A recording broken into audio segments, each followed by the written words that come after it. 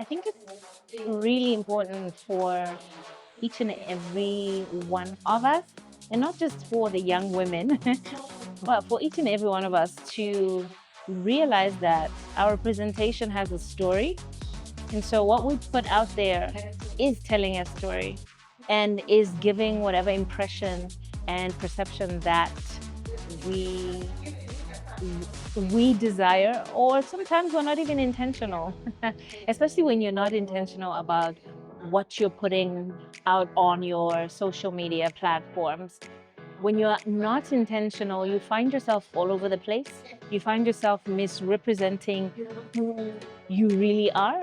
In other ways, what your personal brand is and what you want people to perceive you as.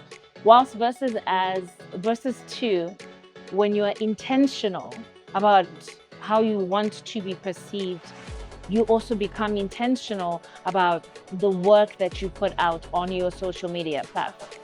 So, you know, it's important for us to realize that as we're putting out material on the internet, it remains on that digital footprint forever, for a very long time. So the question is, does that footprint work in your favor positively? Does it work as a disadvantage for you at the end of the day?